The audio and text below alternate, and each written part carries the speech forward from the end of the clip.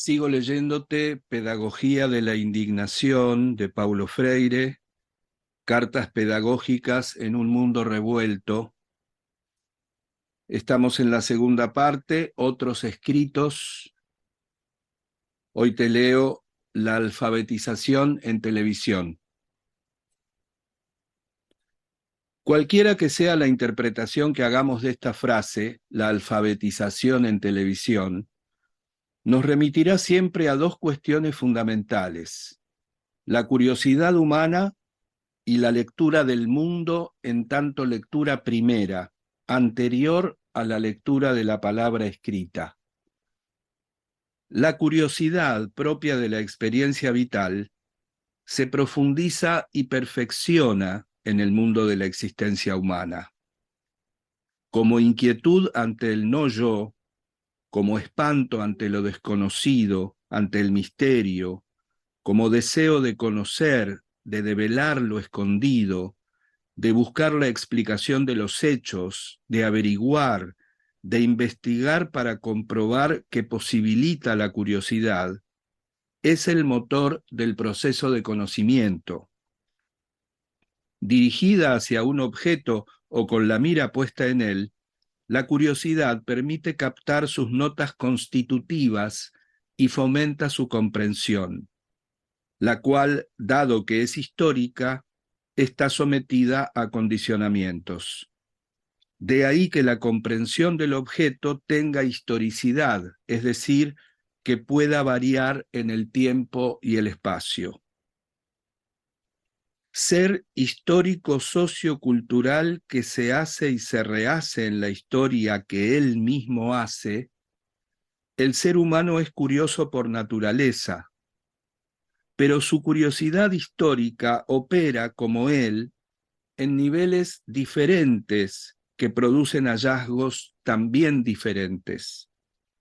Acompañando los movimientos dispares de las aproximaciones a los objetos por parte de la conciencia vuelta hacia el mundo, la curiosidad se relaciona con el mundo de forma semi-intransitiva o transitiva. En este último caso será también de forma ingenua o crítica. La forma semi-intransitiva de la curiosidad, que no indaga acerca de las cosas, es propia de las comunidades que Fernando de Acevedo denominaba plegadas sobre sí mismas. Con un horizonte de búsqueda limitado, la curiosidad se ejerce sobre las preocupaciones meramente vitales. Los desafíos que sobrepasan estos límites directamente no se perciben, o bien luego se reducen a ellos, se traducen al lenguaje de los límites. Una tarde de los años 70, en mi época de exiliado en Ginebra, recibí en mi oficina del Consejo Mundial de Iglesias a un padre francés, antropólogo, que había trabajado con mucho amor en el nordeste brasileño durante los años posteriores a la implantación del régimen militar. Me contó su experiencia de enorme riqueza en una de esas comunidades plegadas sobre sí mismas, sobre la que recayó la crueldad de la irracionalidad sectaria del autoritarismo del golpe militar de 1964. Llegó a la comunidad casi como si hubiera caído de un paracaídas. Desconfiado por naturaleza o por hábito, desconfiaba de que nadie desconfiara de él. Pero todo ocurrió más bien al revés. Le preguntaron cómo estaba, si tenía hambre, si sentía frío, si tenía miedo. Así pasó una noche, una semana, un año. Nadie le preguntaba qué hacía, además de las cosas de todos los días en cuyo ritmo ya iba entrando. Notaron, sin embargo, que tenía conocimientos que la comunidad no tenía. No pasó mucho tiempo hasta que un buen día le pidieron ayuda. Y el padre me dijo, me pregunté a mí mismo, ¿en qué podría serles útil? No lo sé, me dijo. Solo ellos, en el manejo de su sufrimiento, en el trato de su dolor agudo, en la libertad de su curiosidad reprimida, pueden decirme en qué puedo ayudarlos. Combinamos una reunión para preguntar, para aguzar la curiosidad desde hacía tanto tiempo adormecida. Conversamos mucho después de un precavido silencio. Desde el comienzo, durante y hasta el final de la reunión, hubo un asunto que habitaba en el cuerpo de todos, que vivía en el habla de los hombres y de las mujeres. ¿Qué hacer para no preocuparse tanto por el cuerpo de los que morían? ¿Qué hacer para disminuir las preocupaciones de quienes, por X razones, presentían que su hora estaba llegando? ¿Qué hacer con el miedo de dejar su cuerpo al descubierto? Tras 2 reuniones, se creó una especie de cooperativa para fabricar ataúdes y se organizó una comisión que se encargaría de los papeles del entierro. Así vencieron el miedo y aprendieron otro saber, el valor de la unión. Se unieron más, intensificaron la solidaridad, inventaron la esperanza necesaria. Se dirigieron en comitiva al alcalde, dijeron que necesitaban una escuela, ofrecieron su trabajo, pidieron una maestra, la obtuvieron, se inauguró la escuela.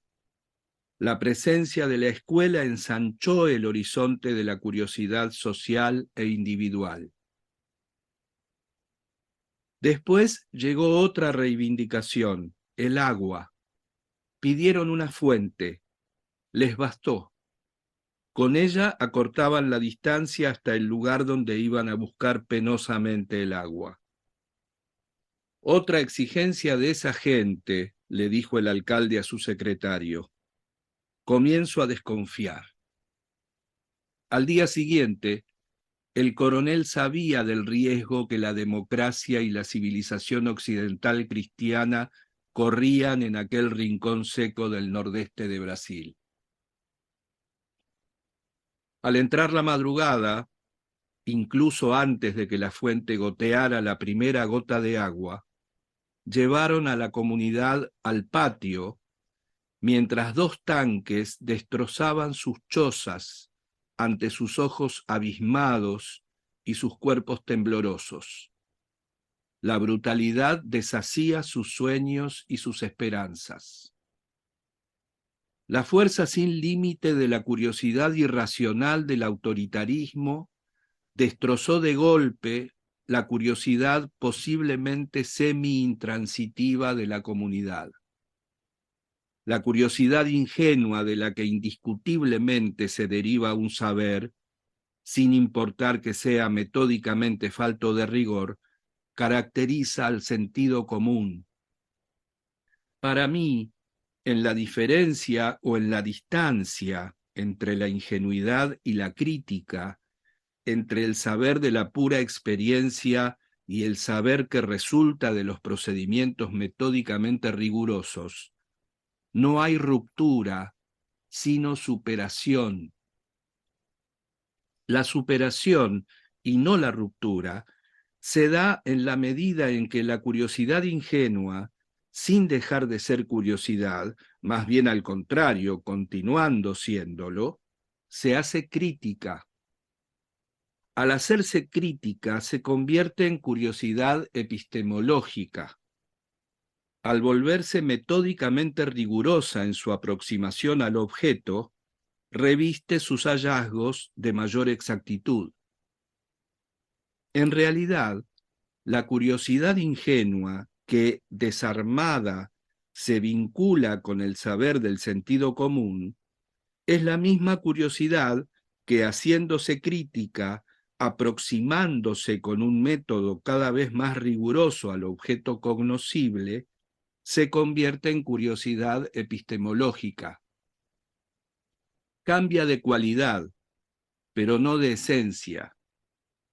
La curiosidad de los campesinos con quienes he dialogado a lo largo de mi experiencia político-pedagógica, fatalistas o rebeldes ante la violencia de las injusticias, es la misma curiosidad, como apertura más o menos sorprendida ante los no yo, que aquella con la que los científicos o los filósofos académicos admiran, entre comillas, el mundo.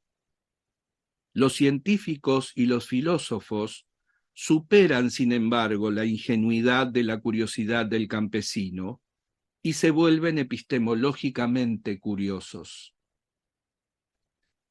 La curiosidad como inquietud indagadora, como propensión a descubrir algo, como pregunta verbalizada o no, como búsqueda de esclarecimiento, como señal de atención que indica precaución, es parte integrante del fenómeno vital.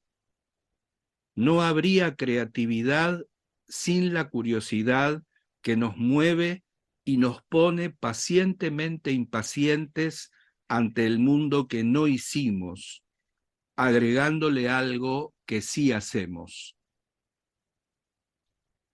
Como manifestación presente ante la experiencia vital, la curiosidad humana se construye y reconstruye histórica y socialmente. Precisamente porque el pasaje de la ingenuidad a la crítica no ocurre de forma automática, una de las tareas principales de la práctica educativo progresista es desarrollar la curiosidad crítica, insatisfecha, indócil. Curiosidad con la que podemos defendernos de irracionalismos que son consecuencia de o producidos por cierto exceso de racionalidad de nuestro tiempo tan tecnologizado. Pero a esta consideración no subyace ningún arrebato falsamente humanista que pretenda negar la tecnología y la ciencia. Al contrario, es una consideración que por un lado no endiosa a la tecnología, pero por otro tampoco la demoniza. Es la consideración de alguien que la mira o incluso la acecha de forma críticamente curiosa. Una lectura crítica del mundo implica el ejercicio de la curiosidad y también implica desafiarlo, para que, por ejemplo, sepa defenderse de las trampas que las ideologías le tienden por el camino. Las ideologías difundidas de forma sutil por los llamados instrumentos de comunicación. Por eso mismo, mi lucha procura aumentar la capacidad crítica que nos permita defendernos de esta fuerza alienante. Esta sigue siendo una tarea fundamental de la práctica educativo-democrática. Si no ejercitamos la curiosidad crítica, ¿qué podremos hacer frente al poder indiscutible que tienen los medios para establecer su verdad como si fuera la verdad, según lo refiriera Wright Mills ya en los años 50, en la élite del poder? Lo escuché en el noticiero del Canal X, es sin duda lo que decimos muchos de nosotros, poseídos casi por completo por esa verdad estridente y coloridamente proclamada. Por eso, es comprensible cuando, perplejo, estupefacto, me sorprendo preguntándome si mi lucha, tal como la llevo adelante, en nombre de las razones que me mueven a vivirla intensamente, no es otra cosa que tosudez de nordestino. Si no debería dejar de lado el discurso y la vehemencia con que lo sostengo acerca del hombre y la mujer como seres históricos sociales, capaces de intervenir en el mundo, de recrearlo, como seres inacabados pero conscientes de ello, y por eso insertos en un proceso permanente de búsqueda y de reinvención del propio mundo y de sí mismos. Me pregunto si lo que he dicho junto a tantos otros sobre el hombre y la mujer como seres capaces de valorar, de intervenir, de elegir, de decidir, de romper, razón por la cual nos convertimos en seres éticos y a su vez porque nos hicimos éticos, abrimos la trágica posibilidad de transgredir la propia ética, no será un discurso perdido. Me pregunto si la ética del mercado que hoy prevalece con aires de vencedora imbatible en los discursos y en la práctica político-económica neoliberales no se ha instalado para siempre contra la ética universal del ser humano. Me pregunto si lo que siempre me pareció ser la vocación ontológica del ser humano, el ser más, de la que tanto hablé, no es hoy un discurso incomprensible. Me pregunto si la crítica, para mí absolutamente necesaria a la concepción mecanicista de la historia, en la que el futuro es un dato previo o un dato dado, es una proclamación insensata. Si dejamos de lado la comprensión de la historia como posibilidad que implica la responsabilidad ética del ser humano como ser de decisión, de ruptura, de opción, si por el contrario nos entregamos a la muerte de la historia, de las ideologías, de los sueños, de las utopías, y nos convertimos como educadores y educadoras en meros entrenadores pragmáticos, ¿qué haremos con las exigencias que esa misma tecnología nos impone? ¿Qué haremos con la exigencia de contar con individuos dispuestos, rápidos para dar respuestas variadas y pertinentes a desafíos inesperados? ¿Acaso el entrenamiento técnico prepara individuos así? Los instantes de perplejidad en que me hago estas preguntas son pocos y su duración es ínfima. No amenazan la posición en la que me encuentro y siempre me he encontrado, la de alguien que por ser persona lucha incesantemente por el derecho de ser sujeto de la historia y no solo objeto de ella. No pienso el tema de la alfabetización en televisión como mero especialista, con una curiosidad sometida a los tecnicismos. Me aproximo a la cuestión como hombre que ejercita su curiosidad de manera crítica y, porque sabe que es capaz de hacerlo y no se siente un privilegiado singular, reconoce que esa posibilidad de pensar críticamente es parte de la naturaleza humana. Es una posibilidad con la que contamos.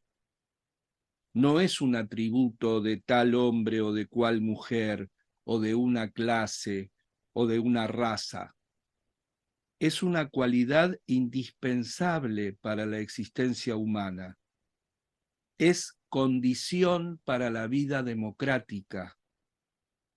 Por eso, la cuestión fundamental que se nos plantea, sea como fuere que interpretemos la frase la alfabetización en televisión, no es luchar contra la televisión ni sostener una lucha sin sentido, sino encontrar la mejor manera de estimular el desarrollo de la curiosidad y el pensamiento crítico. ¿Cómo desentrañar verdades escondidas? ¿Cómo desmitificar la farsa ideológica, esa especie de trampa atrayente en la que caímos sin darnos cuenta? ¿Cómo enfrentar el extraordinario poder de los medios, del lenguaje de la televisión, de su sintaxis, entre comillas, que reduce el pasado y el presente a un mismo plano y sugiere que lo que aún no existe ya está hecho. Más aún, que diversifica temáticas en el noticiero sin dar tiempo a la reflexión sobre los diversos asuntos. De una noticia sobre Miss Brasil se pasa a un terremoto en China. De un escándalo que involucra a más de un banco dilapidado por directores inescrupulosos, pasamos a escenas de un tren que descarriló en Zúrich. El mundo se achica, el tiempo se diluye. El ayer es ahora, el mañana ya está hecho. Todo muy rápido. Debatir lo que se dice y lo que se muestra y cómo se muestra en televisión me parece cada vez más importante. No temo parecer ingenuo si insisto en que no es posible pensar siquiera en la televisión sin tener en mente la cuestión de la conciencia crítica. Pensar en la televisión o en los medios en general plantea el problema de la comunicación, un proceso que no puede ser neutral. En realidad, toda comunicación es comunicación de algo, hecha de cierta manera, a favor o en defensa, sutil o explícita, de alguna cosa contra algo y contra alguien, no siempre claramente enunciado. De ahí también el papel preponderante que desempeña la ideología en la comunicación, ocultando verdades, pero también la propia ideologización en el proceso comunicativo. Sería ingenuo esperar de una emisora de televisión del grupo de poder dominante que, informando sobre una huelga de metalúrgicos, dijera que su comentario se fundamenta en los intereses patronales. Al contrario, su discurso intentaría convencernos de que su análisis de la huelga toma en cuenta los intereses de la nación. No podemos sentarnos ante un aparato de televisión entregados o abiertos a lo que se transmite. Cuanto más nos sentamos delante de la televisión, hay excepciones, como quien durante las vacaciones se entrega al descanso pleno y al entretenimiento, mayor riesgo corremos de tropezar en nuestra comprensión de los hechos y acontecimientos. La postura crítica y atenta no puede faltar en ciertos momentos. El poder dominante nos lleva todavía una ventaja más, entre muchas otras, a saber, para enfrentar el ardid ideológico que encubre su mensaje en los medios, ya sea en los noticieros, en los comentarios de los acontecimientos nacionales, en la línea de ciertos programas, ni qué decir en la propaganda comercial, nuestra mente o nuestra curiosidad tendrían que funcionar epistemológicamente todo el tiempo. Y eso no es nada fácil. Sin embargo, si bien no es fácil estar permanentemente en estado de alerta, es posible saber que aunque no es un demonio que nos acecha para aplastarnos, el televisor ante el que nos hallamos sentados tampoco es un instrumento salvador.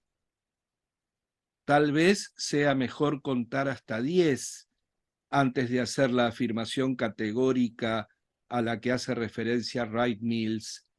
Es cierto, lo escuché en el noticiero de las 8. Como educadores progresistas, no solo no podemos ignorar la televisión, sino que debemos utilizarla y sobre todo discutirla. Agosto de 1996.